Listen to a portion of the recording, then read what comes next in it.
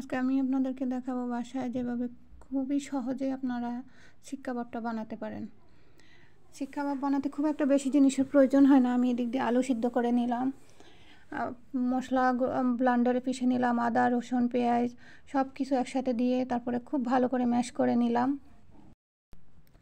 Mash করে নিয়ে আমি একটা শিকের মধ্যে আপনার ম্যাশ করে নেওয়া চিকেনগুলোকে একদম লম্বা লম্বা করে দিয়ে তারপরে দিয়ে আমি এখানে একটা ডোর মধ্যে দিয়ে তারপরে আমি হালকা আগুনে এগুলা একদম আপনার গ্যাসের আগুনটা একদম স্লো করে দিলাম, কারণ বেশি গ্যাসের আগুনে এটা একদম পুড়ে যাবে, জন্য হালকা তাপের মধ্যে ভাজতে হবে, বেশি তাপে ভাজা যাবে না।